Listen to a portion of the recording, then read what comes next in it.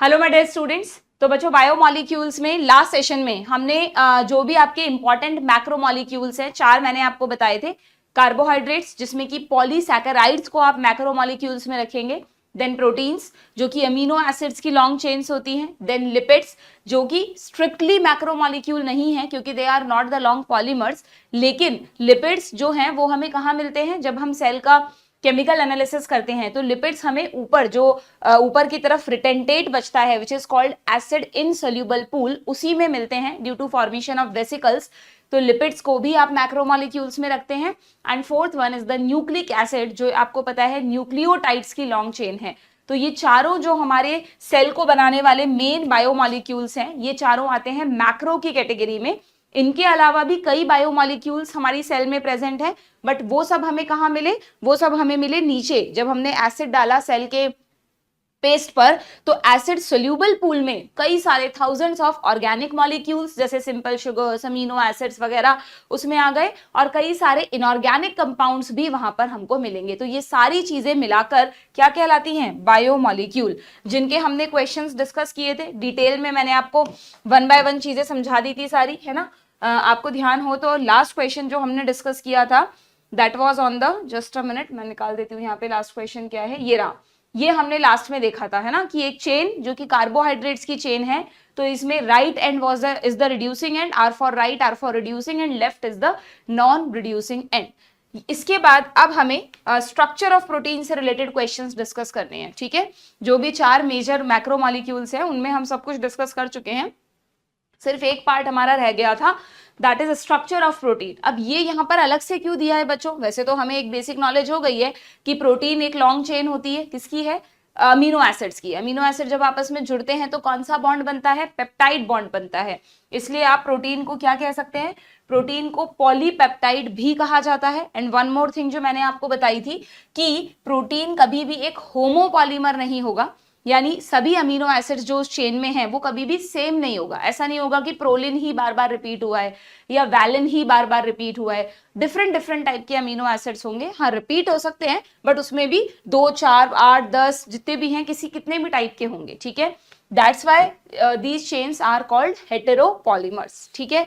इसी तरह हमने आपको ध्यान हो तो पॉलीसैकेराइड्स में जो पढ़ा था वहां पे दोनों तरह के होते हैं, हेटेरोपॉलीमर भी हैं, होमोपॉलीमर भी हैं। बट डू रिमेंबर आपकी एनसीईआरटी में जितने भी एग्जांपल्स हैं जैसे इन्यूलिन, काइटिन बताया था मैंने आपको, सेल्यूलोज, स्टार्च, ग्लाइकोजन, ये सब होमोपॉलीमर्स के एग्जाम्पल हैं।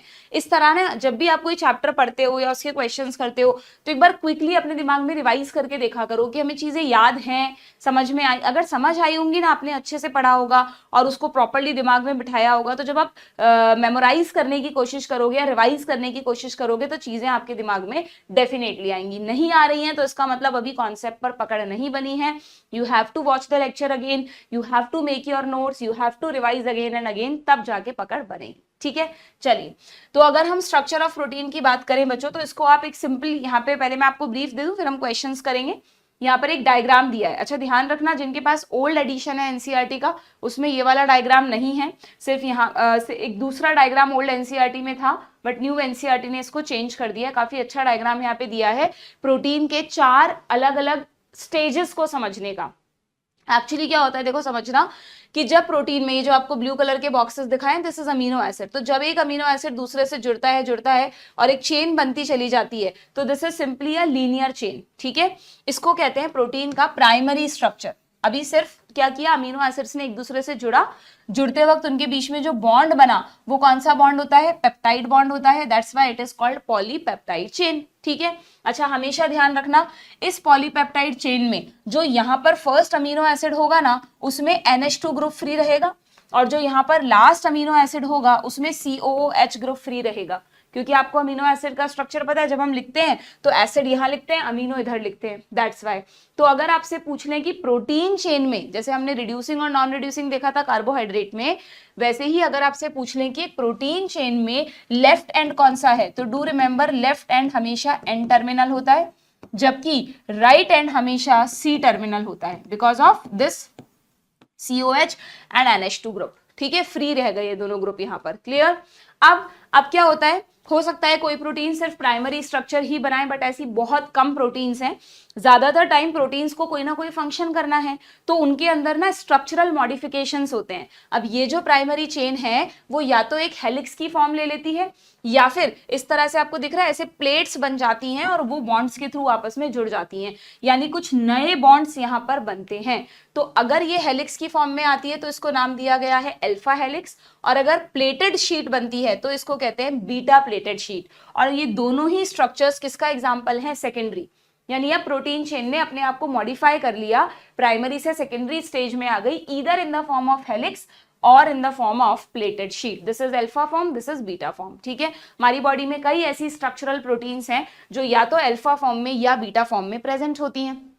इन सब के बहुत सारे एग्जाम्पल्स हैं, बट एग्जाम्पल्स एनसीईआरटी में नहीं है तो हमसे नहीं पूछे जाते, तो मैं आपको नहीं याद करा रही हूँ। ठीक है, अब बीटा ये सेकेंडरी फॉर्म हो गया।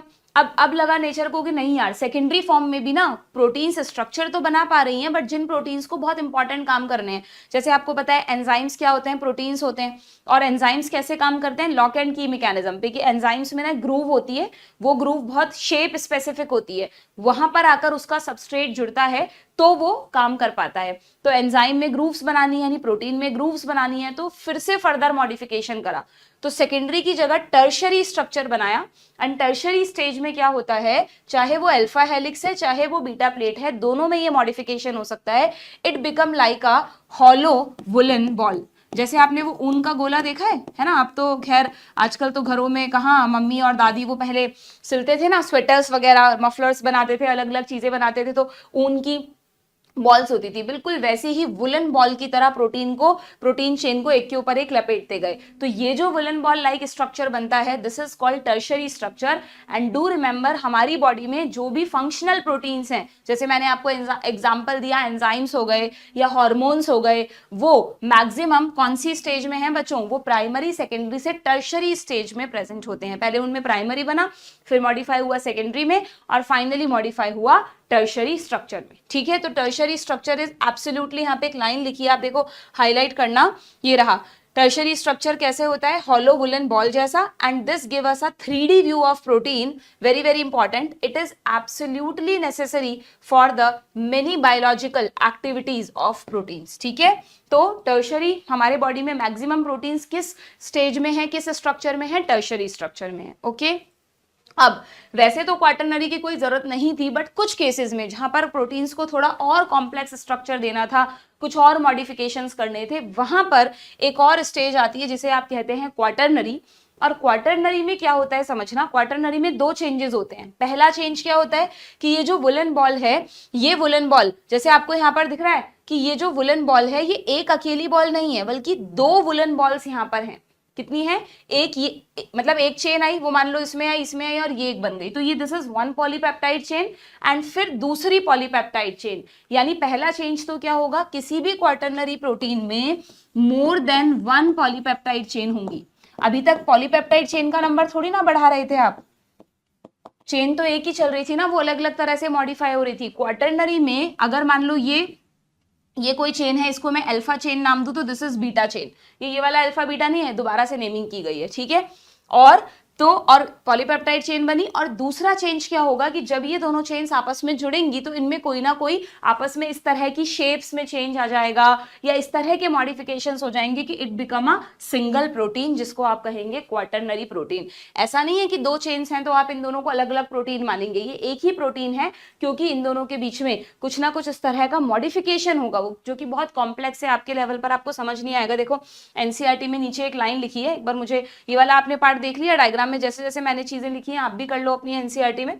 फिर मैं इसको नीचे की तरफ स्क्रॉल कर रही हूं कि ये देखो क्या लिखा है, some proteins are an assembly of more than one polypeptide chain. ठीक है, and the manner in which these folded chains are arranged with respect to each other.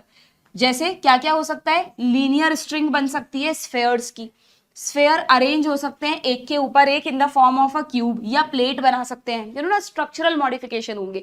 तो क्वाटरनरी प्रोटीन बनाने के लिए दो चेंजेस हुए। पहला क्या हुआ कि हमेशा एक से ज्यादा चेन होंगी, 2 हो सकती है, 4 हो सकती है, 3 हो सकती है। एंड दूसरा क्या होगा, वो कुछ डिफरेंट डिफरेंट अरेंजमेंट शो करेंगे, या तो लीनियर स्ट्रिंग बन जाएगी स्फेयर्स की, या स्फेयर एक के ऊपर एक अरेंज होकर क्यूब बना सकते हैं, प्लेट बना सकते हैं, एनीथिंग, ठीक है।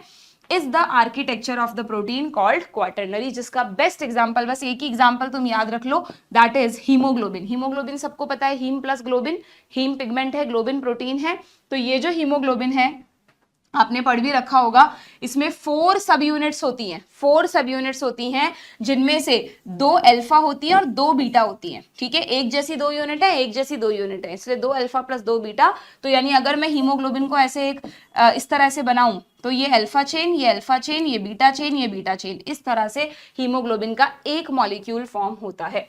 2 ऑफ दीज आर आइडेंटिकल, ये तो सब बता ही दिया मैंने आपको, बीटा एंड अल्फा टाइप, ठीक है, ध्यान रहेगा आपको। इसी तरह आप एक एग्जांपल और लिख सकते हैं यहाँ पर, हीमोग्लोबिन के अलावा इंसुलिन, जो इंसुलिन हार्मोन है उसमें भी तो आप कहते हैं ए एंड बी पॉलीपेप्टाइड होती है।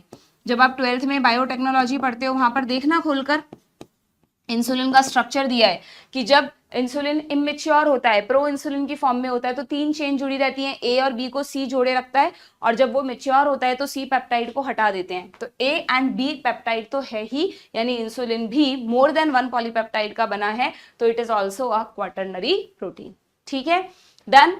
तो ये हुए बच्चों आपके स्ट्रक्चर ऑफ प्रोटीन के बारे में। अब हम क्वेश्चंस करते हैं, इस पर क्या क्वेश्चन बनता है देखो। Adult human haemoglobin consist of, पहला ये क्वेश्चन आ गया, क्या ह्यूमन हीमोग्लोबिन में सिर्फ 2 सब यूनिट्स हैं? गलत, दोनों ऑप्शन गलत हैं। यस 4 सब यूनिट्स हैं। ओहो यहाँ पे ये मिसप्रिंट है, ये 2 अल्फा 2 बीटा दे रखा है, ठीक है। 4 सब यूनिट्स हैं, 3 अल्फा 3 1 बीटा तो गलत है, so option C 2 alpha and 2 beta, ठीक है। Next, which is wrongly matched, बताओ भाई, फंजाई की सेल वॉल काइटिन की बनी है क्या? बिल्कुल ठीक है। एंजाइम लाइपोपॉलीसैकेराइड है क्या? नहीं, एंजाइम्स बने हैं प्रोटीन के। फॉस्फोलिपिड्स प्लाज्मा मेम्ब्रेन में होते हैं, बिल्कुल होते हैं। एटीपी एक न्यूक्लियोटाइड डेरिवेटिव है। अच्छा, कितने बच्चों को ये बात पता है? देखो एटीपी का फुल फॉर्म क्या है? एडिनोसिन ट्राइफॉस्फेट, है ना, जो कि आपको पता है हमारी एनर्जी करेंसी है। बट जरा एडिनोसिन ट्राइफॉस्फेट, जिसको जेनेटिक्स की नॉलेज है, वो जरा याद करना, या मैंने थोड़ा सा बताया भी था तुम्हें लास्ट सेशन में कि जैसे एडेनिन है, एडेनिन एक नाइट्रोजनस बेस है, जब एडेनिन उससे एन बेस से जुड़ता है तो इसका नाम क्या हो जाता है? एडिनोसिन हो जाता है क्या? एडिनोसिन हो जाता है क्या? जब एडेनिन पे आप एन बेस तो ये खुद है, जब एडेनिन पर आप शुगर जोड़ देते हैं, एडेनिन को जब आप शुगर से जोड़ देते हैं तो ये एडिनोसिन बन जाता है। और जब इस एडिनोसिन पर एक फॉस्फेट आके जुड़ जाता है तो फिर आप इसको कह देते हैं एडिनोसिन मोनोफॉस्फेट। क्या नाम रख देते हैं इसका?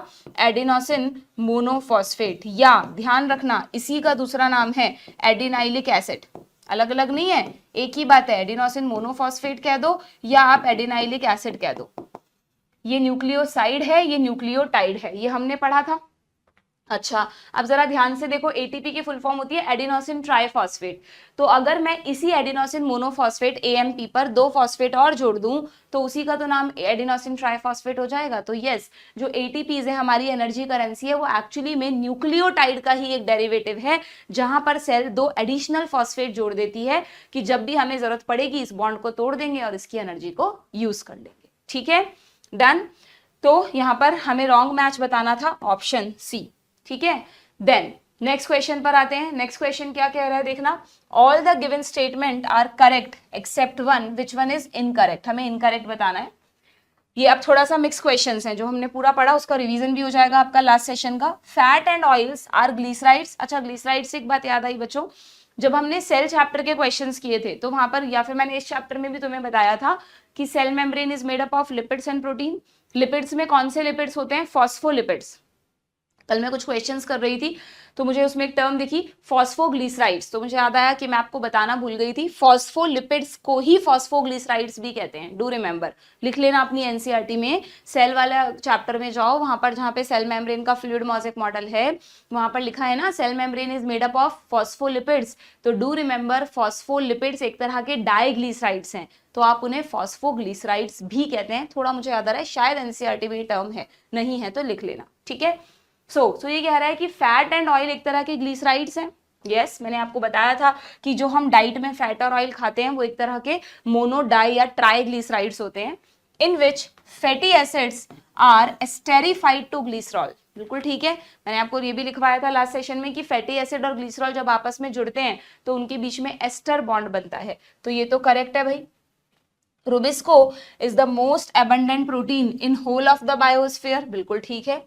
Proteinaceous enzymes exhibit substrate specificity, इस लाइन का क्या मतलब है कि एंजाइम और सबस्ट्रेट एक दूसरे के लिए स्पेसिफिक होते हैं, जस्ट लाइक लॉक एंड की, है ना, जैसे हर ताले की एक ही चाबी होती है, उसी से वो खुलेगा, मास्टर की इज द एक्सेप्शन।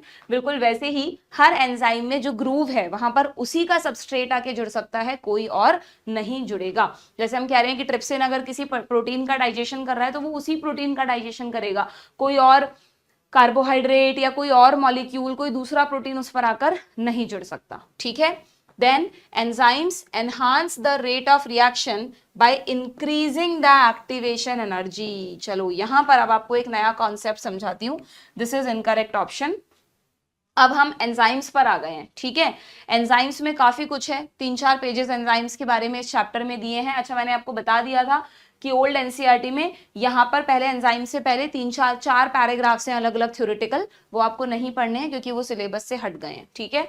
तो डायरेक्टली आप एंजाइम्स पर जाइए। देखिए एंजाइम्स में एक तो आपको ये लाइन ध्यान रखनी है, इस पे बहुत क्वेश्चन आता है, almost all enzymes are proteins, ठीक है। सारे एंजाइम मतलब ऑलमोस्ट मतलब 99.9% एंजाइम प्रोटीन ही है बच्चों, बट वो 0.1% कौन एक्सेप्शन है फिर, तो वो एक्सेप्शन है राइबोजाइम। उस एक्सेप्शन का नाम है राइबोजाइम। राइबो वर्ड हम किसके लिए लगाते हैं, राइबो न्यूक्लिक एसिड, आरएनए के लिए।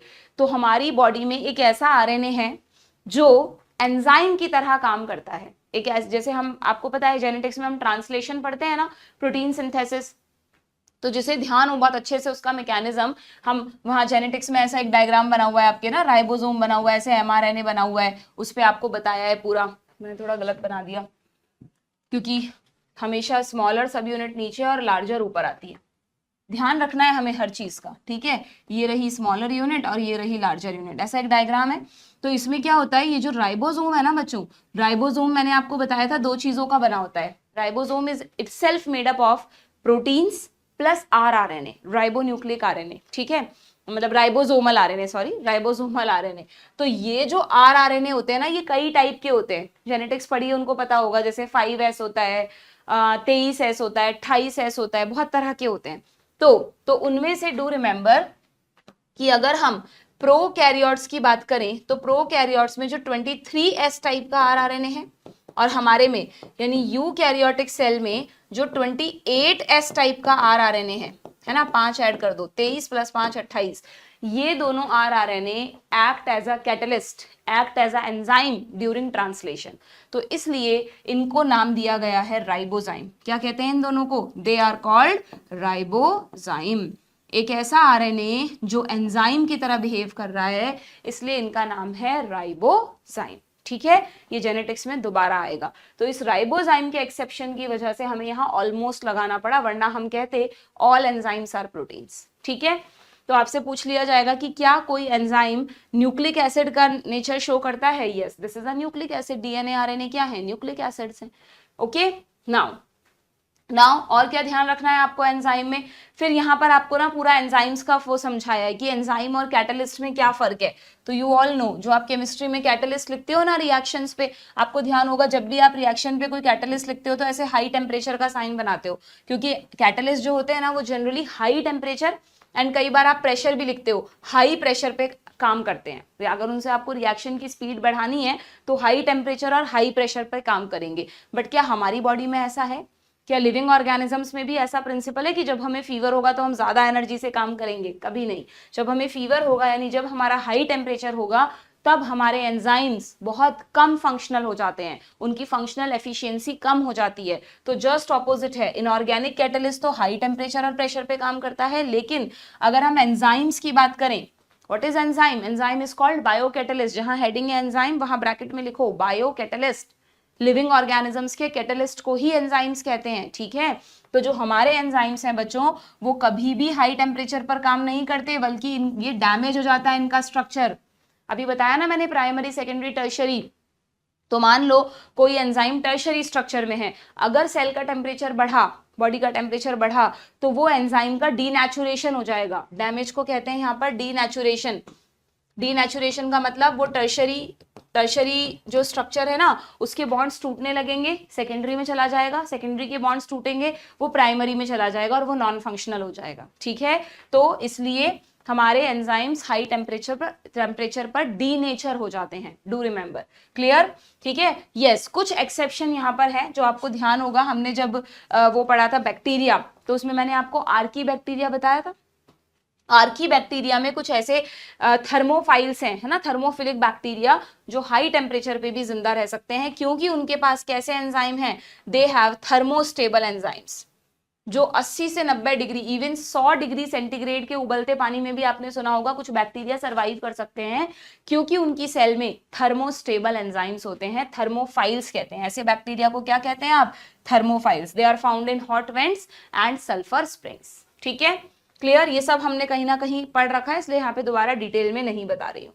ओके, तो ये आपको बताया है। उसके बाद ये केमिकल रिएक्शन वाला पार्ट है, इससे कुछ खास क्वेश्चन नहीं बनता। हाँ, इसमें एक चीज इंपॉर्टेंट है ना, जो कि है कार्बोनिक एनहाइड्रेस के बारे में। किसी को याद आ रहा है क्या? ये एंजाइम आपने कहाँ पढ़ा है? किसी को याद आ रहा है ये एंजाइम कार्बोनिक एनहाइड्रेस? इसे ऊपर भी लिखना चाहिए और नीचे भी लिखना चाहिए। ये कैसा एंजाइम है जो इस रिएक्शन को फॉरवर्ड डायरेक्शन में भी कैटालाइज करता है और बैकवर्ड में भी कैटालाइज करता है? ये हमने पढ़ा है बच्चों आरबीसीज में।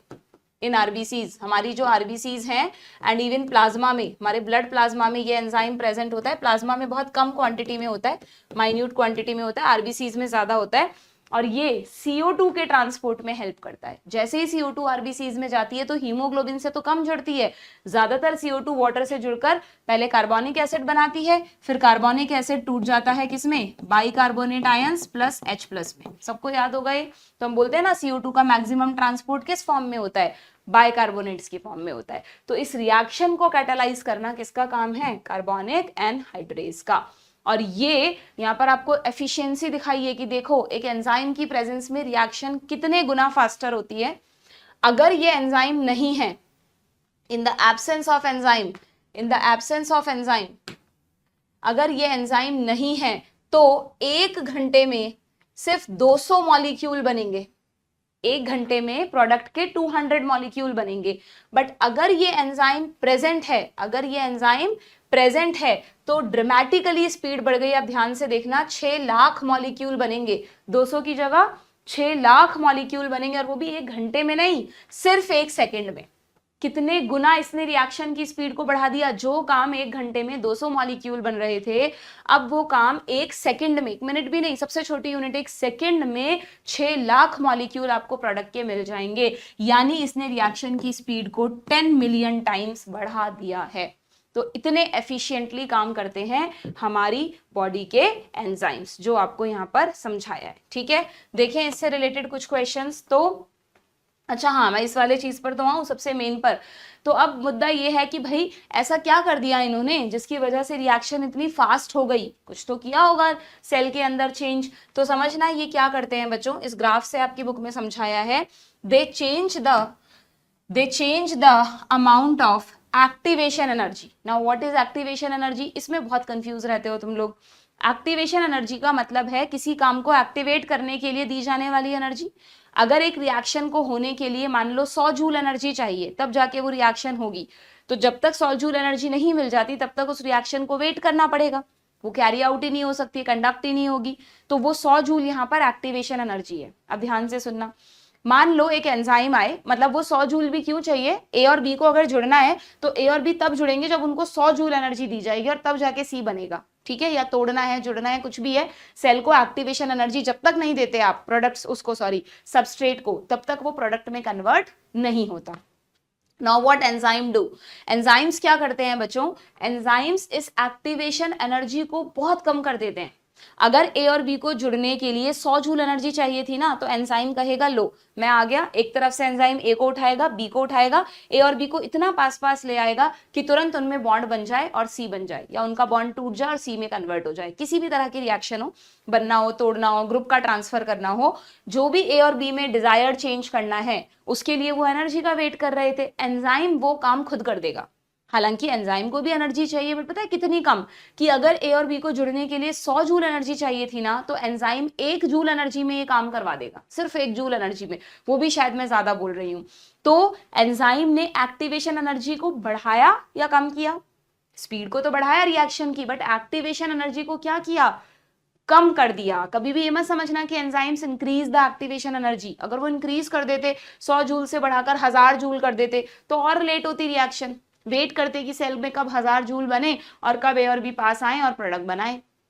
फिर एंजाइम का क्या बेनिफिट? तो एंजाइम हमेशा एक्टिवेशन एनर्जी, जो कि एक रिक्वायर्ड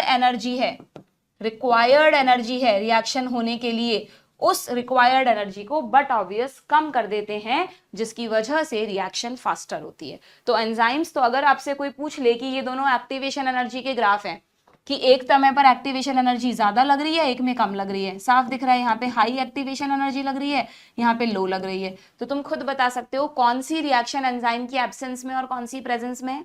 जहां पर कम एक्टिवेशन एनर्जी में काम हो गया वो विद एंजाइम है, जहां ज्यादा एक्टिवेशन एनर्जी लगी वो विदाउट एंजाइम है। पहचानने के लिए क्वेश्चंस आ जाते हैं। ठीक है, समझ में आ गया क्या तुम्हें? तो देखो इस क्वेश्चन का आंसर। तो ये कह रहा है कि एंजाइम रेट ऑफ रिएक्शन को तो बढ़ाते हैं, बट कैसे बढ़ाते हैं?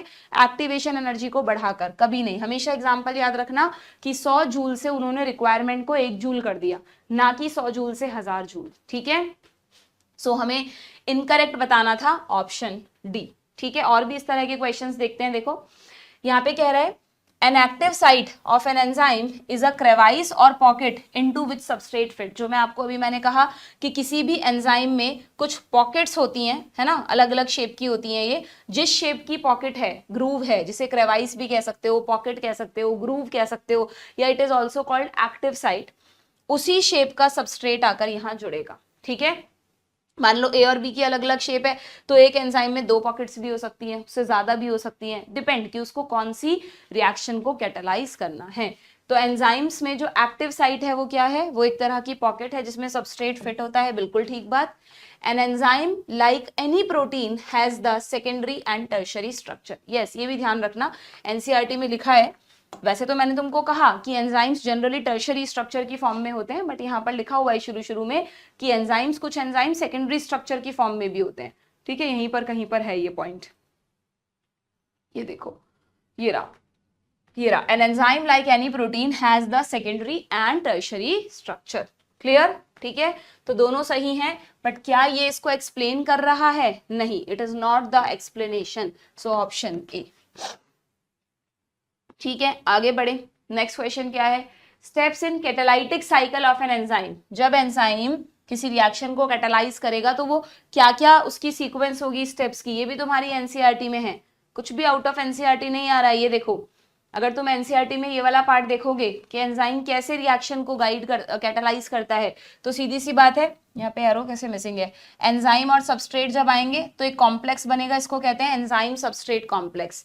फिर एंजाइम प्रोडक्ट कॉम्प्लेक्स, एंजाइम से जुड़े जुड़े ही सबस्ट्रेट प्रोडक्ट में कन्वर्ट हो जाता है, तो एंजाइम प्रोडक्ट कॉम्प्लेक्स भी बनता है, और फिर वो प्रोडक्ट को खुद से अलग कर देता है। तो E प्लस P मतलब अब दोनों अलग अलग हो गए, प्लस का मतलब दोनों अलग अलग हो गए, और जब दोनों के बीच में कोई सिंबल नहीं है, नहीं दोनों जुड़े हुए हैं। ठीक है, ये अलग अलग हैं। तो दीज आर 2 ट्रांजिएंट स्टेजेस जो इस रिएक्शन में हो रही है। अच्छा, इसमें एक और चीज याद रखना, यहाँ पर क्यों नहीं है कि है ना, ये वाला जो पार्ट है, जब E प्लस एस से ES कॉम्प्लेक्स बनता है, ये रिवर्सिबल भी है।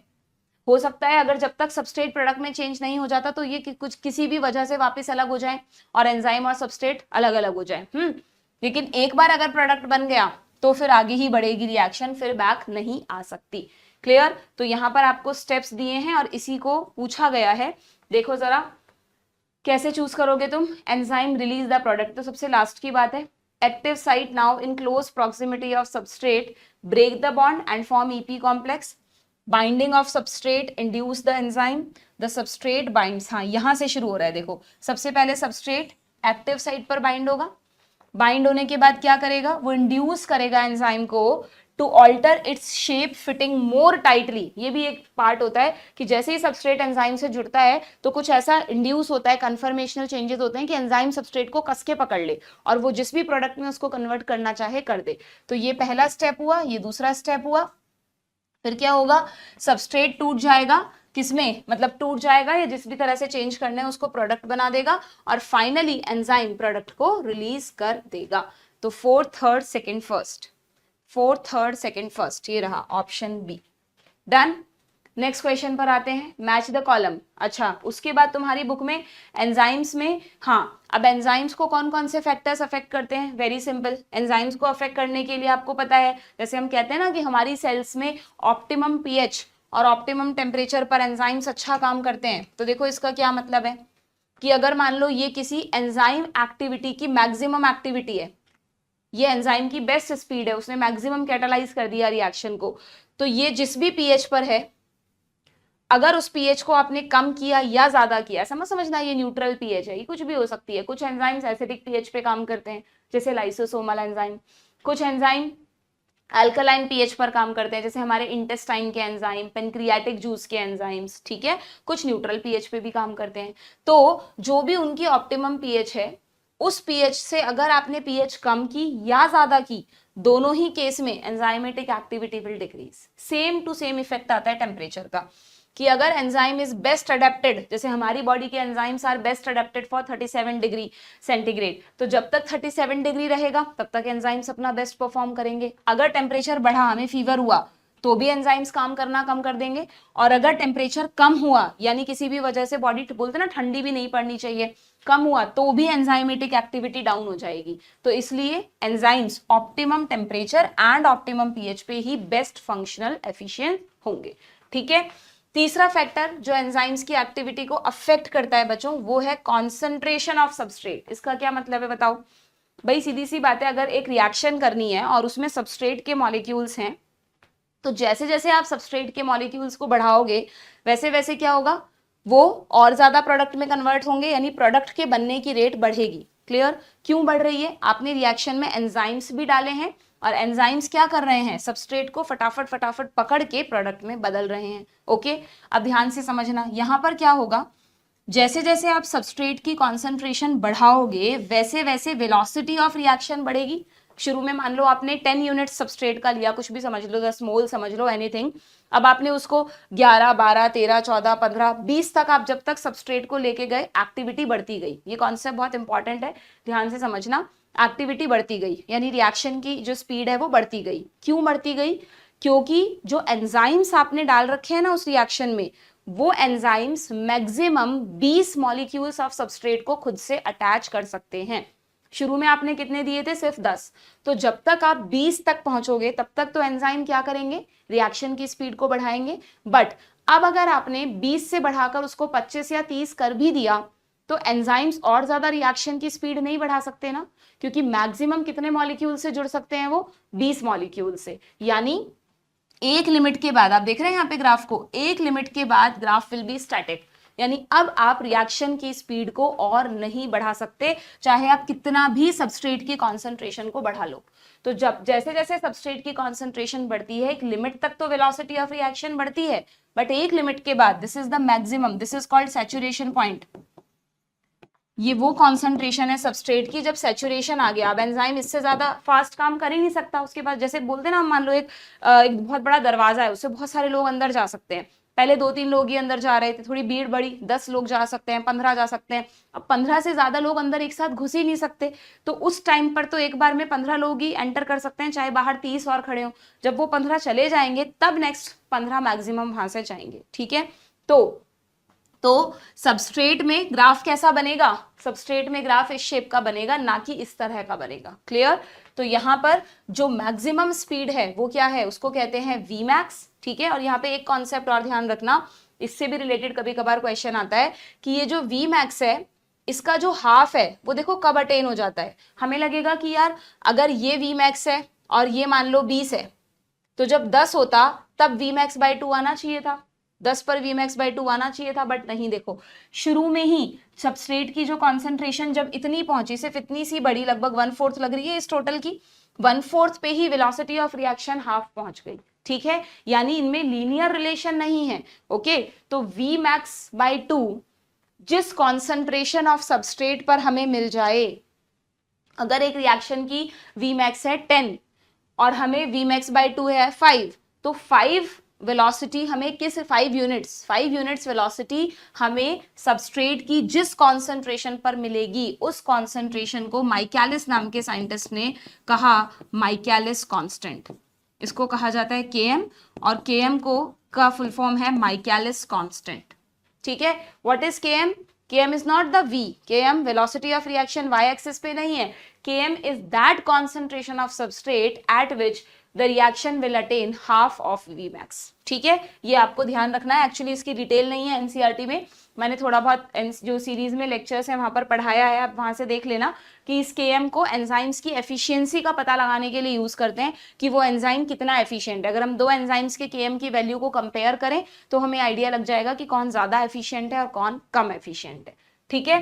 तो ये 3 फैक्टर्स आपको ध्यान रखने हैं एंजाइम्स को अफेक्ट करने वाले। और चौथा फैक्टर जिसपे सबसे ज्यादा क्वेश्चन आता है वो है इनहिबिटर्स। अगर किसी रिएक्शन में आप इनहिबिटर्स को डाल दोगे तो बट ऑब्वियस एंजाइम्स के काम करने की स्पीड कम हो जाएगी, क्योंकि इनहिबिटर जाकर एक्टिव साइट से जुड़ जाएगा, सबस्ट्रेट को जुड़ने नहीं देगा, और जब तक इनहिबिटर्स वहां रहेंगे तब तक क्या होगा, रिएक्शन आगे नहीं बढ़ पाएगी। हाँ, अगर अब इसमें भी ना बहुत तरह के इनहिबिटर्स होते हैं, competitive, non competitive, allosteric, but आपको सारे नहीं पढ़ने, आपके कोर्स में सिर्फ कॉम्पिटिटिव इनहिबिटर्स है। कॉम्पिटिटिव इनहिबिटर का मतलब अगर ये एंजाइम है, ये है सबस्ट्रेट और इसी शेप का इनहिबिटर है, सबस्ट्रेट और इनहिबिटर ट्रायंगुलर हैं दोनों ही, ठीक है, तो सबस्ट्रेट भी जुड़ सकता है, इनहिबिटर भी जुड़ सकता है। कौन जुड़ेगा? जिसकी कॉन्सेंट्रेशन ज्यादा होगी। अगर सबस्ट्रेट की कॉन्सेंट्रेशन बढ़ाओगे तो वो जुड़ जाएगा, इनहिबिटर की बढ़ाओगे तो वो जुड़ जाएगा। दोनों के बीच में क्या चल रहा है, कंपटीशन। जिसने पढ़ाई ज्यादा की उसके मार्क्स ज्यादा आएंगे, है ना। तो इस तरह के इनहिबिशन को कहते हैं कॉम्पिटिटिव इनहिबिशन। और लास्ट 4-5 सालों से नीट में लगातार इस पे क्वेश्चन आ रहा है कि मेलोनेट एक इनहिबिटर है बच्चों, जो किसे इनहिबिट कर देता है, जो इनहिबिट कर देता है एक enzyme that is succinic dehydrogenase, SDH enzyme को इनहिबिट कर देता है। ये एसडीएच एंजाइम आप पढ़ते हो माइटोकॉन्ड्रिया में, जब हम रेस्पिरेशन पढ़ते हैं वहां पर इस एंजाइम का नाम आता है क्रेब्स साइकिल में। तो एसडीएच एंजाइम का इनहिबिटर है मेलोनेट। इसका नॉर्मल सबस्ट्रेट कौन है, ये तो एंजाइम है, इसका सबस्ट्रेट है सक्सिनेट। नॉर्मली इससे कौन जुड़ना चाहिए, सक्सिनेट जुड़ना चाहिए। ये ध्यान रखना, कौन एंजाइम है, कौन इनहिबिटर है, कौन सबस्ट्रेट है, पूछ सकते हैं तुमसे। तो सक्सिनिक डिहाइड्रोजिनेज एंजाइम है, उसका सबस्ट्रेट है सक्सिनेट, बट अगर मेलोनेट रिएक्शन में आ गया तो वो सक्सिनेट को जुड़ने नहीं देगा। This is the example of competitive inhibitor. और इस चीज को मेडिकल साइंस में यूज किया जाता है। Such inhibitors are often used in the control of bacterial pathogens.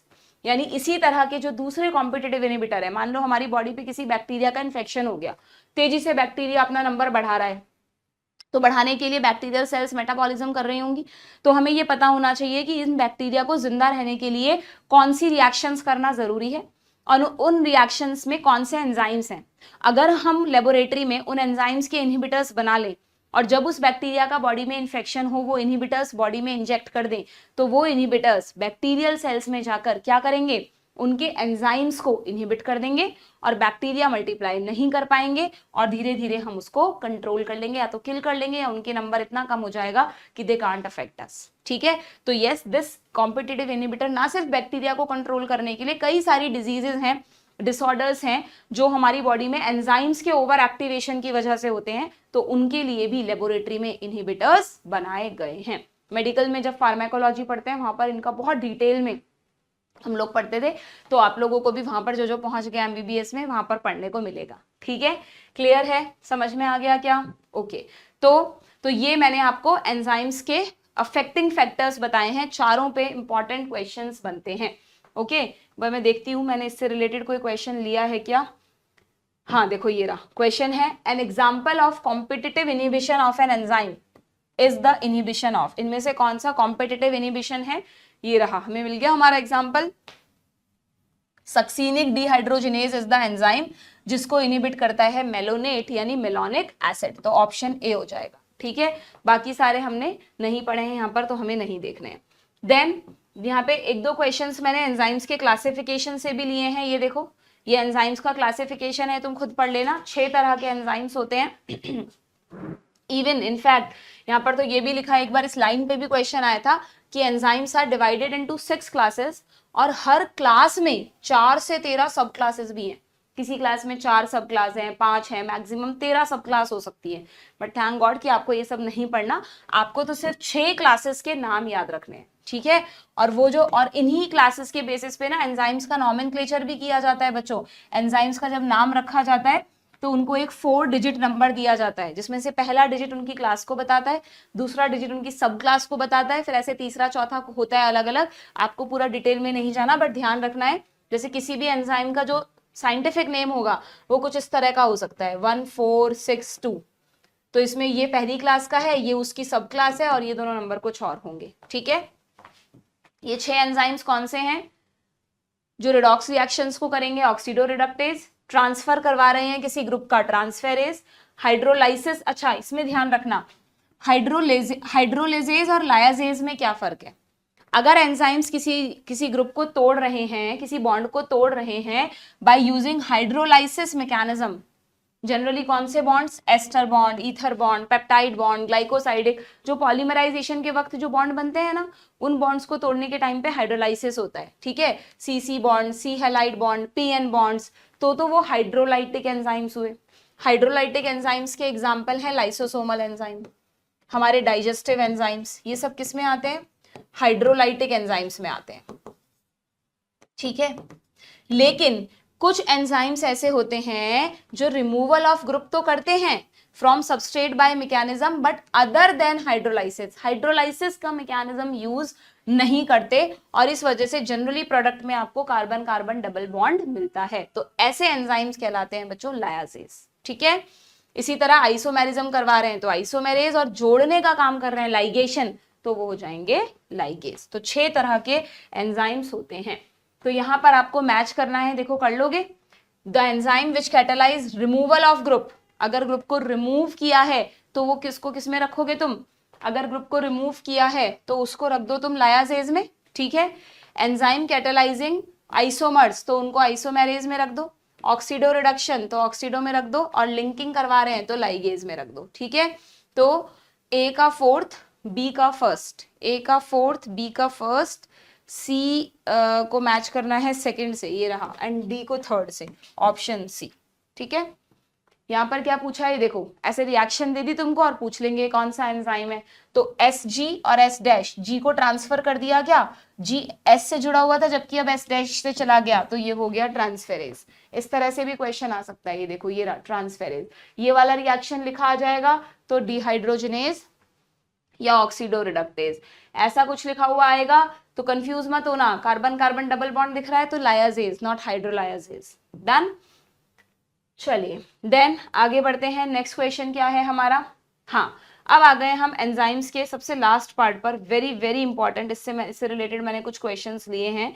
इसमें आपको क्या बताना है बच्चों? अच्छा, कुछ आगे और भी क्वेश्चंस आएंगे अभी। ओके, अब है ना, आप एक कॉन्सेप्ट समझना, तब आप ये क्वेश्चंस कर पाओगे। हमने बहुत अच्छे से पढ़ाया है वहां पर। को फैक्टर्स में अगर आपको कंफ्यूजन रहता है तो प्लीज एक बार लेक्चर जरूर से देख लेना। को फैक्टर्स का सिंपली मतलब है एंजाइम्स के दोस्त। अगर कोई एंजाइम इनएक्टिव स्टेज में होता है, यानी वैसे तो एंजाइम्स का काम है रिएक्शंस को कैटेलाइज करना, बट ज्यादातर एंजाइम्स हमारे ऐसे हैं बच्चों जिनको खुद को पहले एक्टिवेशन की जरूरत पड़ती है। जब तक उस एंजाइम से एक दोस्त आके नहीं जुड़ जाता तब तक वो एंजाइम एक्टिव फॉर्म में नहीं आता। तो जब तक कोई एंजाइम इनएक्टिव फॉर्म में है तब तक उसे कहते हैं एपो एंजाइम, और जैसे ही इस एपो एंजाइम का दोस्त इसके साथ आके जुड़ जाता है, दोस्त है कोफैक्टर, तो ये कन्वर्ट हो जाता है होलो एंजाइम में। होलो यानी जुड़ गए, दोनों आपस में होल हो गए, कंप्लीट हो गए। ठीक है, तो ये दोनों वर्ड्स में कई बहुत बार आप लोगों को कंफ्यूजन रहता है। एपो मतलब inactive form of enzyme, and holo means active form of enzyme. Enzymes protein होते हैं मोस्टली, तो but obvious apo enzyme protein part है, और कोफैक्टर कभी भी प्रोटीन नहीं होता बच्चों। Cofactor is always a non protein part. Cofactor जो दोस्त है वो भी तो कोई ना कोई मॉलिक्यूल होगा ना, वो किसका बना है? वो प्रोटीन है, कार्बोहाइड्रेट है, लिपिड है, कोई इनऑर्गेनिक एलिमेंट है, क्या है वो कुछ भी हो सकता है, लेकिन कोफैक्टर कभी भी प्रोटीन का बना नहीं होता, क्योंकि एपो एंजाइम खुद एक प्रोटीन है। ठीक है, मतलब प्रोटीन का दोस्त प्रोटीन नहीं होगा यहाँ पे, ये बात आपको ध्यान रखनी है। ठीक है, एक तो ये लिख लो आप रिएक्शन इसी के साइड में। अब ये जो कोफैक्टर्स हैं बच्चों, ये होते हैं 3 तरह के। ये जो दोस्त आके जुड़ रहे हैं ना एंजाइम को एक्टिवेट करने के लिए, ये 3 तरह के दोस्त हैं। कौन से 3 तरह के हैं समझना। एक दोस्त तो हैं जो ऑर्गेनिक नेचर के हैं, या तो वो ऑर्गेनिक कंपाउंड है बट ऑर्गेनिक में प्रोटीन नहीं होगा। ठीक है, और या फिर दूसरा दोस्त हो सकता है जो इनऑर्गेनिक। कोई इनऑर्गेनिक एलिमेंट, आयरन आ गया, मैग्नीशियम, जैसे आप नहीं पढ़ते मैग्नीशियम रुबिस्को को एक्टिवेट करता है, हेक्सोकाइनेज को करता है, पायरुवेट को करता है, बहुतों का कोफैक्टर है मैग्नीशियम, ठीक है। तो या तो कोई इनऑर्गेनिक एलिमेंट आएगा या तो एक ऑर्गेनिक कंपाउंड आएगा। अब अगर इनऑर्गेनिक एलिमेंट आता है ना, तो इनऑर्गेनिक एलिमेंट तो क्या करता है, हम आता है, जुड़ता है, एंजाइम से काम करवाता है और अपने घर चला जाता है, ठीक है। लेकिन अगर कोई ऑर्गेनिक कंपाउंड कोफैक्टर है तो वो एंजाइम से दो तरह की दोस्ती करता है। इनऑर्गेनिक तो हमेशा मतलब की दोस्ती करता है, आया काम कराया चला गया, आया काम कराया चला गया। ऑर्गेनिक कंपाउंड्स दो तरह की दोस्ती करते हैं। कौन से दो तरह की दोस्ती करते हैं? एक ऑर्गेनिक कंपाउंड मतलब एक ग्रुप ऐसा है कोफैक्टर्स का जो एंजाइम्स के पक्के दोस्त हैं। पी फॉर पक्का, पी फॉर प्रोस्थेटिक ग्रुप, ठीक है, बहुत आसान है याद करना। पी फॉर पक्का, पी फॉर प्रोस्थेटिक ग्रुप, ठीक है, जो पक्के दोस्त हैं एंजाइम्स के, कि एक बार अगर एंजाइम से जुड़ गया वो कोफैक्टर तो वो उसे होलो एंजाइम में बदल देगा और हमेशा वो उसे होलो एंजाइम में रखेगा, वो उसका साथ कभी नहीं छोड़ेगा। अब एंजाइम एक्टिवेटेड फॉर्म में ही रहेगा, it will bind with enzyme permanently, ठीक है। P for prosthetic, P for permanent, permanent binding होती है इनकी, परमानेंट बाइंडिंग होती है, ठीक है। पर कुछ ऑर्गेनिक कंपाउंड्स ऐसे होते हैं जो एंजाइम्स के कच्चे दोस्त हैं। कच्चे दोस्त मतलब इनकी तरह आएंगे, जुड़ेंगे, काम करवाएंगे, फिर अपने घर चले जाएंगे। जैसे कलीग्स होते हैं ऑफिस में, स्कूल में तो जनरली बहुत अच्छे अच्छे हमारे पक्के दोस्त बनते हैं, कई बार कॉलेज में भी बन जाते हैं, चांसेस कम होते हैं। ऑफिस वगैरह में जनरली कलीग्स होते हैं, तो जस्ट याद करने के लिए बता रही हूँ, को कलीग्स तो को, अब को फैक्टर तो यहाँ लिख ही दिया, तो इनका नाम रखा गया को एंजाइम्स। इसमें बहुत कंफ्यूजन होता है बच्चों को, बहुत मिलता जुलता नाम है ना। तो फैक्टर्स एक जनरलाइज टर्म है, एंजाइम्स के जितने भी फैक्टर्स हैं जो एंजाइम के दोस्त हैं वो कोफैक्टर्स, और उनमें से एक है कोएंजाइम, ठीक है। थोड़ा सा तुम्हें याद करना पड़ेगा। तो सी यानी को और कलीग यानी मतलब कच्चे दोस्त एक तरह से, बिकॉज यहाँ पे ये ट्रांजिएंट बाइंडिंग होती है, ट्रांजिएंट बाइंडिंग होती है। कैसी बाइंडिंग होती है बच्चों? ट्रांजिएंट बाइंडिंग होती है, ओके। आएंगे, जुड़ेंगे, काम कराएंगे और फिर चले जाएंगे। तो ये तीन तरह के कोफैक्टर्स होते हैं, इनको कहते हैं प्रोस्थेटिक ग्रुप, इसको कहते हैं कोएंजाइम्स, और इनऑर्गेनिक वालों को कहते हैं सिंपली मेटल आयंस। मैग्नीशियम कोई भी हो सकता है, ठीक है। इसके एग्जाम्पल में आप याद रख सकते हो Mg+2, Zinc+2, जिन पे क्वेश्चंस पूछे जाते हैं वो लिखवा रही हूं। प्रोस्थेटिक ग्रुप का एग्जाम्पल सब बच्चे याद रखेंगे, हीम। जो हीमोग्लोबिन का हीम है ना बच्चों, जब वो अलग होता है, बॉडी में हीम के और भी काम है, तो ये हीम एक जगह पर पक्का दोस्त बनता है एंजाइम का। कौन से एंजाइम का पक्का दोस्त बनता है ये तुमने नोट कर लिया, इसकी फोटो ले लो, ऐसे ही चार्ट तुम भी बना लेना, जिसने नहीं बना रखा, जो मुझसे पढ़ रखे हैं उनने तो बना रखा होगा, ठीक है। तो यहाँ देखो हीम किसका पक्का दोस्त है, जरा देखना। मैंने आपको कभी पेरोक्सिसोम्स के बारे में बताया था क्या? बताया था पेरोक्सिसोम्स के बारे में? यस, भूल भी गए ना, प्रीवियस चैप्टर में ही तो पढ़ा है, फोटो रेस्पिरेशन, डिटॉक्सिफिकेशन। उन पेरोक्सिसोम्स में दो एंजाइम्स होते हैं बच्चों, पेरोक्सीडेज और कैटालेज, लिखा है ना, which catalyse the breakdown of hydrogen peroxide into water and oxygen. जब भी पेरोक्सिसोम्स का काम क्या होता है कि हमारी बॉडी में जो टॉक्सिक प्रोडक्ट्स हैं उनको डिटॉक्सिफाई करना। जैसे हाइड्रोजन पेरोक्साइड है, वो टॉक्सिक प्रोडक्ट है, तो उसको तोड़ देंगे किसमें? H2O + O2 में, H2O + O2 में। तो जब ये रिएक्शन होती है तो कौन से एंजाइम्स की जरूरत पड़ती है? पेरोक्सीडेज की एंड कैटालेज की। सेम स्टेप पर नहीं पड़ती, अलग अलग, बट अभी मैं समझाने के लिए बता रही हूँ, ठीक है। ये किसके अंदर हो रही है रिएक्शन? ये हो रही है पेरोक्सिसोम्स के अंदर। प्लांट सेल में भी होते हैं पेरोक्सिसोम्स, हमारे में भी होते हैं। तो ये एपो एंजाइम है एक्चुअली में, ये अभी इनएक्टिवेटेड है। अगर इन्हें एक्टिवेटेड होना है तो इनको कौन एक्टिवेट करेगा? कि हीम। तो हीम इनका कौन हुआ? कोफैक्टर। कैसा कोफैक्टर? Organic compound. ऑर्गेनिक में भी कैसा? पक्का दोस्त, यानी haem is the prosthetic group. ये रहा, समझ गए आप लोग, ठीक है। इसी तरह दूसरा कोएंजाइम्स का अगर तुम्हें एग्जांपल देखना है, इसमें भी थोड़ा कंफ्यूजन होता है। देखो कोएंजाइम्स के एग्जांपल हैं NAD और NADP। कई जगह आते हैं काम, फोटोसिंथेसिस में आपने पढ़ा है, रेस्पिरेशन में पढ़ा है NAD और NADP। तो ये जो NAD और NADP हैं ये तो हैं कोएंजाइम्स, कई सारी रिएक्शंस में एंजाइम्स को एक्टिवेट करते हैं।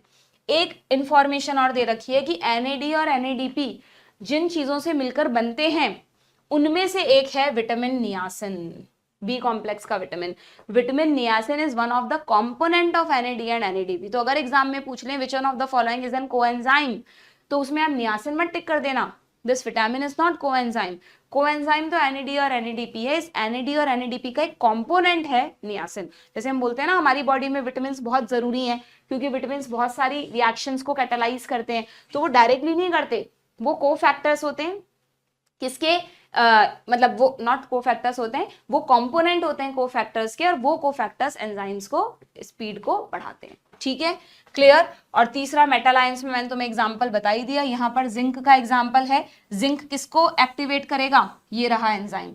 अब डाइजेस्टिव सिस्टम हट गया इसलिए तुम इसे भूल गए होंगे, वरना ये एक प्रोटियोलाइटिक एंजाइम है जो पेनक्रियाटिक जूस में प्रेजेंट होता है, कार्बोक्सी पेप्टाइडेज। ठीक है, इसी तरह तुम यहाँ पर एक और एग्जाम्पल लिख सकते हो, मैग्नीशियम। मैग्नीशियम बहुत बार पूछा गया बच्चों, is a cofactor for hexokinase. Glycolysis का फर्स्ट स्टेप पता हो तो हेक्सोकाइनेज को एक्टिवेट करता है, रुबिस्को का एक्टिवेटर है। जो लिंक रिएक्शन में एंजाइम है वहां पर भी मैग्नीशियम एक्टिवेटर है, और भी कई जगह पर मैग्नीशियम एक्टिवेटर का काम करता है। ठीक है, and this last line is very important कि अगर एंजाइम्स की उनके दोस्तों से दोस्ती टूट जाए तो enzyme become completely inactive. Enzyme अपना काम ही नहीं कर सकता। जिस एंजाइम को चाहिए कोफैक्टर, वो सिर्फ तभी काम करेंगे जब उनके दोस्त उनके साथ होंगे। ठीक है, बट ऐसी दोस्ती अभी हमको नीट में नहीं करनी है कि मैम हमारा दोस्त तो मूवी देखने जा रहा है तो फिर हम भी जाएं उसके साथ, नहीं, है ना। अभी आपको उन्हीं से दोस्ती करनी है जो आपका नीट में सिलेक्शन करवाएं। अगर आपका एम है तो नीट में सेलेक्ट होना, नहीं है एम तो फिर जो मन है वो करो। ठीक है, क्लियर, हटा दें इसको। चलिए तो क्वेश्चंस देखो आप फटाफट, चैप्टर तो हो गया कंप्लीट, अब कुछ क्वेश्चंस और कर लेते हैं। असर्शन में कह रहा है organic compound very tightly bound to apoenzyme is prosthetic group. Yes, a complete catalytically active enzyme together with its bound prosthetic group is called apoenzyme। गलत। अगर completely catalytic है तो वो होलो एंजाइम है, ना कि एपोएंजाइम। तो assertion correct है, reason incorrect है, option B. Next, what is true regarding peroxidase and catalase। अभी बताए थे दोनों एंजाइम्स, तो देखते हैं। they are found in peroxisome। yes। they catalyze breakdown of H2O2 into this। yes। they have heme as पक्का दोस्त। yes। prosthetic group है ना। so all of the above done। then coenzyme जिसका नाम है NAD लो। NAD की full form कई बच्चों को नहीं पता तो लिख लो, निकोटिनामाइड एडेनिन डाई न्यूक्लियोटाइड। जैसे ADP ATP होते हैं उसी का एक थोड़ा सा मॉडिफाइड वर्जन है ये। एडेनिन डाई न्यूक्लियोटाइड तो आ ही रहा है, साथ में निकोटिनामाइड भी लगा दो।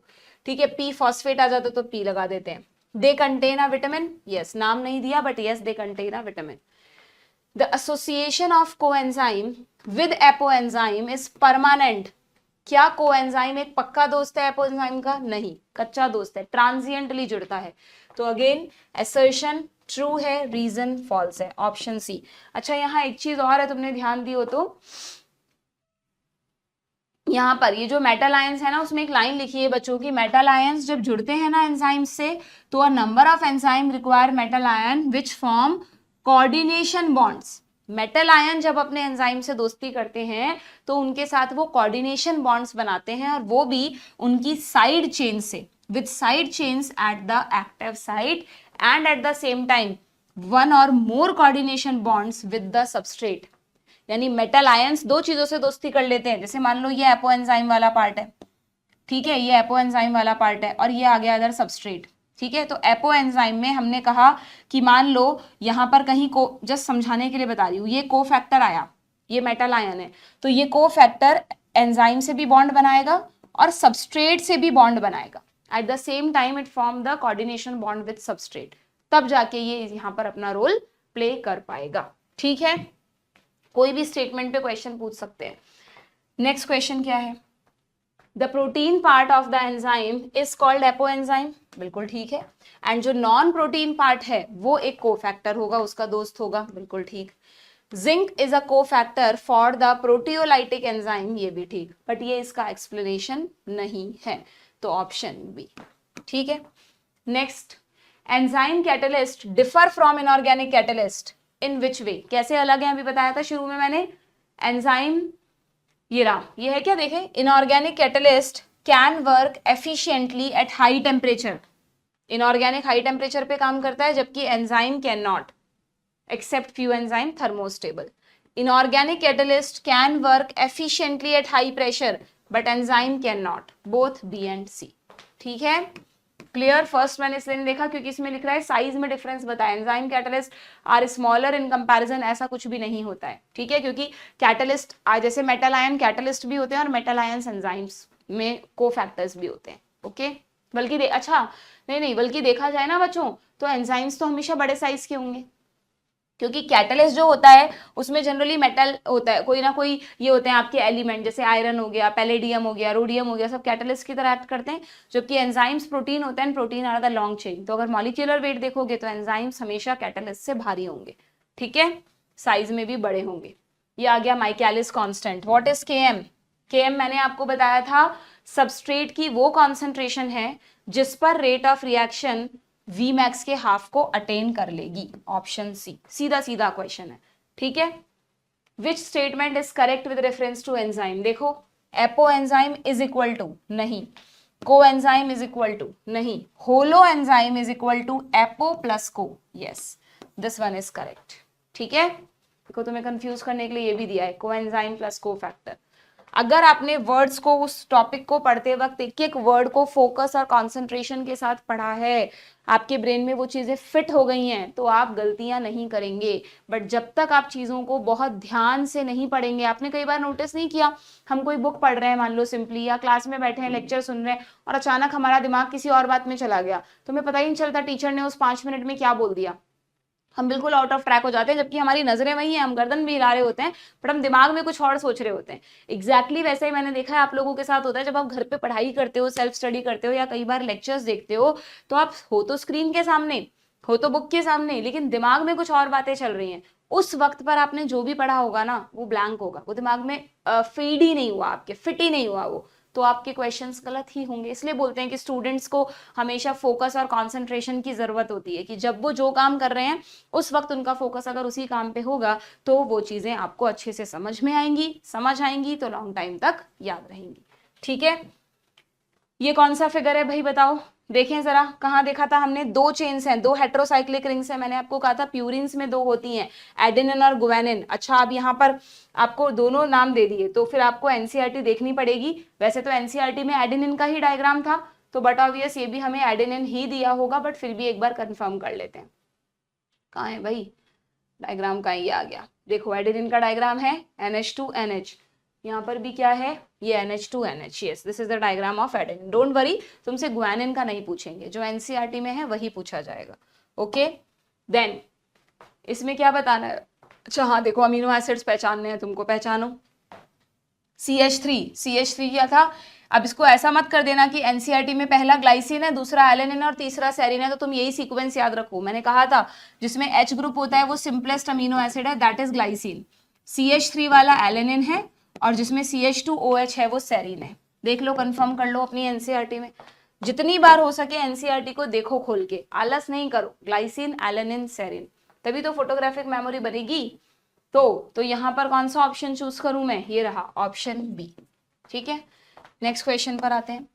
Given below is the chemical structure of, ये किसका स्ट्रक्चर है बच्चों? याद आ रहा है? 14 और 1 15 और 1 16, COH 16 कार्बन, पामेटिक एसिड। ठीक है, पामेटिक एसिड, ये रहा। डन। नेक्स्ट क्वेश्चन में क्या पूछा है? ये किसका डायग्राम है? अब देखो यहाँ पर तुम्हें एक शुगर मॉलिक्यूल दिखाया है, उससे एन बेस भी जुड़ा हुआ है और उससे फॉस्फोरिक एसिड भी जुड़ा हुआ है, तीनों आपस में जुड़ गए हैं, तो it is a nucleotide. And which nucleotide? Adenosine या adenylic acid? Adenylic acid. Adenosine is the name of a nucleoside. अगर इस डायग्राम में ये पार्ट नहीं होता तो आप इसका नेमिंग करते एडिनोसिन। ठीक है, what is lecithin? Lecithin is a phospholipid. Okay, diagram है तुम्हारी बुक में या नहीं है लेसिथिन का? हाँ, ये देखो, ये रहा, ध्यान नहीं दिया? लेसिथिन अभी थोड़ी देर पहले ही बताया था। फॉस्फोलिपिड्स को आप फॉस्फोग्लिसराइड्स भी बोल सकते हैं। हो सकता है क्वेश्चन आ जाए, cell membrane is made up of, आप ढूंढते रह जाओ, फॉस्फोलिपिड है ही नहीं, फॉस्फोग्लिसराइड्स। और देखो डाइग्लिसराइड दिख रहा है क्या ये आपको? हाँ, फॉस्फोलिपिड में दिख रहा है क्या? ये रहे दोनों एस्टर बॉन्ड्स। क्लियर? चलिए, देन नेक्स्ट आता है। अच्छा, ये पहचान लो स्ट्रक्चर्स कौन कौन से हैं। ये लीनियर चेन बनाइए तो this is a primary structure. ठीक है, यहाँ पर हॉलो वुलन लाइक बॉल बना दिए, पुरानी एनसीईआरटी में था ये वाला डायग्राम, अब नहीं है, न्यू में तो तुमसे नहीं पूछेंगे, but this is actually tertiary structure. ये अल्फा हेलिक्स बना दिया है तो दिस इज सेकेंडरी, और यहाँ पे 2 चेन्स हैं, दिख रहा है तुम्हें, 2 चेन्स हैं, तो ये क्वाटरनरी स्ट्रक्चर हुआ, ठीक है। तो 1 4 3 2 1 1 4 3 2 ये रहा ऑप्शन सी, ठीक है, clear. Then refer to the given diagram, हाँ ये है आपकी न्यू एनसीईआरटी का डायग्राम। तो इससे इसके थोड़ा बड़ा क्वेश्चन था तो उसको मैंने इस तरह से यहाँ पर ले लिया है। Formation of structure A B C and D में आपको पहचानना है, खुद कर लोगे ये, बार बार मुझे इससे इधर उधर आना पड़ेगा। वैसे हमने देख लिया है, देखें इसमें क्या पूछा है इन्होंने पूछा है ए बी सी और डी, ठीक है भाई। यहाँ पर हमें क्या बताना है, अगर मुझे पढ़ने जरा देखने दो। Further coiling in alpha helix both alpha and beta, okay ठीक है। बॉन्डिंग भी दी है क्या यहाँ पे, ठीक है बच्चों, ये चीज मुझे बताने से रह गई थी, एक बार देखना इधर जरा। ये जो तुम्हारा स्ट्रक्चर ऑफ प्रोटीन है ना, अच्छी बात है, कोई ना कोई चीज है ना मैडम छोड़ेंगी ही नहीं, फिर तो हमें सब कुछ खुद से नहीं पढ़ना पड़ेगा, सब मैडम ही बता देंगी, यही चाहते हैं ना आप लोग। चलिए तो देखो यहाँ पे क्या लिखा है, यहाँ पर है ना, जब मैं तुम्हें कह रही हूँ कि ये आपस में जुड़ते हैं तो उनके बीच में बॉन्ड्स भी बनते हैं। जैसे प्राइमरी में तो पेप्टाइड बॉन्ड थे, बट जब सेकेंडरी स्ट्रक्चर बनता है तो इसमें हाइड्रोजन बॉन्ड्स बन जाते हैं।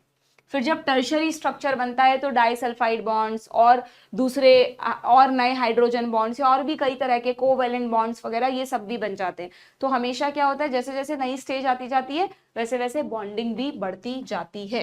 तुम्हारे एनसीईआरटी में मुझे लगता नहीं है कहीं पर कोई बॉन्ड्स का नाम लिखा हुआ है कि किस स्ट्रक्चर को बनाते वक्त कौन से बॉन्ड्स बनेंगे, ठीक है, पढ़ाते वक्त बताती हूँ मैं, बट यहाँ नहीं है तो लेट इट बी। हम डायरेक्टली यहाँ पे क्वेश्चन देख लेते हैं क्या पूछा है इसमें।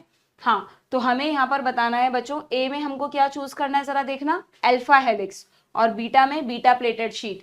तो ये कह रहा है hydrogen bonding in single chain, hydrogen bonding in between 2 और मोर पॉलीपेप्टाइड चेन। तो पहले तो ये गलत हो गया, क्योंकि बी कैसा स्ट्रक्चर है, इसमें मोर देन 1 पॉलीपेप्टाइड चेन का तो काम ही नहीं है, ठीक है।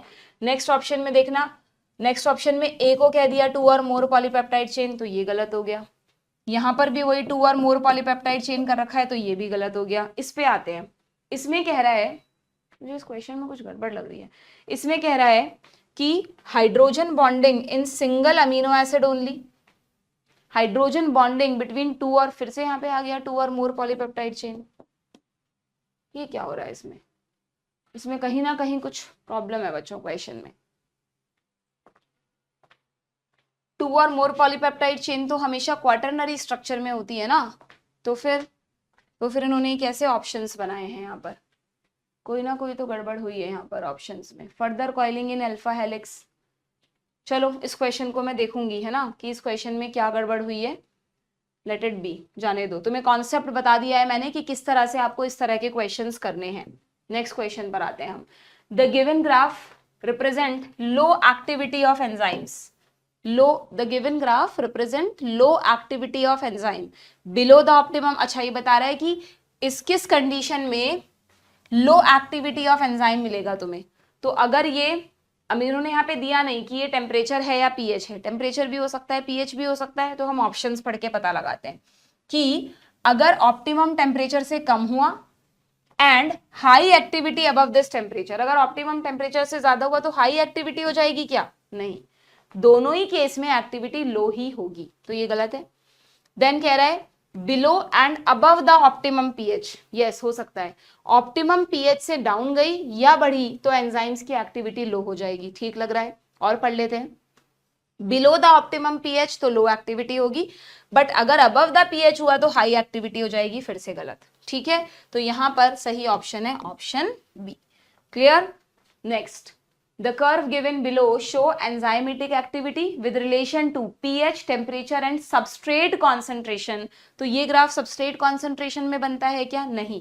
तो आपको बताना है x और y पर क्या सही बैठ रहा है। y तो हमेशा एंजाइम एक्टिविटी होगी, y तो क्या होगी, एंजाइम एक्टिविटी होगी, ये रहा। एंड x एक्सिस पर या तो pH या तो टेम्परेचर आना चाहिए, तो सबस्ट्रेट तो हो ही नहीं सकता, तो ये रहा ऑप्शन सी। इसीलिए आपको बायोलॉजी में भी ग्राफ्स को ध्यान से देखना है। जैसे इकोलॉजी में कई सारे ग्राफ आ जाते हैं, तो कई बार ना आप लोग ध्यान ही नहीं देते कि एक्स एक्सिस पे क्या लिया और वाई पे क्या लिया है, और फिर क्वेश्चन बन के आ जाता है, तो यू हैव टू रिमेंबर, ठीक है। Then which of the following describe the given graph correctly. ये देखो एक्टिवेशन एनर्जी का आ गया, मैं सोच रही थी कि इससे रिलेटेड एक क्वेश्चन होना चाहिए। तो मैंने आपको कहा था अगर एक्टिवेशन एनर्जी ज्यादा है तो इसका मतलब एंजाइम नहीं है, और अगर एक्टिवेशन एनर्जी कम है तो एंजाइम प्रेजेंट है। तो और अच्छा चलो ये भी बताओ कि ये एक एंडोथर्मिक रिएक्शन है या एक्सोथर्मिक है, कैसे पता लगाएंगे? पता है ये कॉन्सेप्ट केमिस्ट्री में पढ़ा होगा कि ये सबस्ट्रेट की एनर्जी है, ये आपके फाइनल प्रोडक्ट की एनर्जी है। सबस्ट्रेट के पास एनर्जी ज्यादा थी, प्रोडक्ट के पास कम रह गई, यानी यहाँ पर एनर्जी का लॉस हुआ है ना। और अगर एनर्जी का लॉस हुआ है तो फिर ये कैसी रिएक्शन है? एक्सोथर्मिक। यानी आपकी बुक में जो ग्राफ दिया है वो एक्सोथर्मिक रिएक्शन का है। ऐसे ही एंडोथर्मिक का भी बना सकते थे हम। अगर हम कहते ये सबस्ट्रेट है, ये प्रोडक्ट है, ये सबस्ट्रेट की एनर्जी यहीं पर प्रोडक्ट बन गया, यानी प्रोडक्ट में एनर्जी ज्यादा है, तो वो एंडोथर्मिक होता। विद एंजाइम विदाउट एंजाइम दोनों केस का बन सकता है। ठीक है, क्लियर? देन तो यहाँ पर सही ऑप्शन बताओ मुझे क्या होगा, कौन सा सही ऑप्शन बैठ रहा है? एक तो एक्सोथर्मिक रिएक्शन है तो ये ऑप्शन तो वैसे ही हटा दो। अब एक्सोथर्मिक में इसने कहा है A in the presence of enzyme, बिल्कुल ठीक है, और B in the absence of enzyme, option B. ठीक है, तो ये हो गए बच्चों आपके क्वेश्चंस खत्म of the chapter biomolecules. Okay, पूरा एकदम अच्छे से क्लियर हो गया, अच्छे से समझ में आ गया पूरा चैप्टर। लास्ट में ये को फैक्टर्स वाला एक बार दोबारा से रिवाइज कर लेना, चार्ट बना लेना इसका। तो यहाँ पर हमारा सेल बायोलॉजी का सेकंड चैप्टर इज ओवर, मेरी तरफ से तो ओवर, बट आपकी, जब मैं हमेशा आपको कहती हूँ जब मेरी तरफ से प्रोसेस खत्म होता है तो आपकी तरफ से प्रोसेस स्टार्ट होना चाहिए ना। This is the time when you have to do question practice on your own. थोड़ी देर टाइम सेट करके भी करो, कभी कभार डिटेल में जाकर समझकर करो। जब भी क्वेश्चन प्रैक्टिस कर रहे हो या पेपर एनालिसिस कर रहे हो, एनसीईआरटी आपके सामने होनी चाहिए। जहां पर अटके उसी पेज को खोलकर वहीं से आपको चीजें रिवाइज करनी है, तो एनसीईआरटी की एक छाप आपके दिमाग में बनेगी। ऐसा नहीं कि एक बार पढ़ ली मैम हमने तो पूरी एनसीईआरटी रीड कर ली, ऐसे अगर सिलेक्शन होना होता फिर तो कितनों का ही हो जाता है ना। ऐसे तो फिर बहुत सारे स्टूडेंट्स टॉप कर जाते हैं, ऐसा होता ही नहीं है। सीट्स लिमिटेड हैं, सिलेक्शन भी लिमिटेड है, तो you have to fight accordingly. Okay, तो चलिए नेक्स्ट सेशन में हम सेल बायोलॉजी का लास्ट चैप्टर लेंगे, that is cell cycle and cell division. Good bye.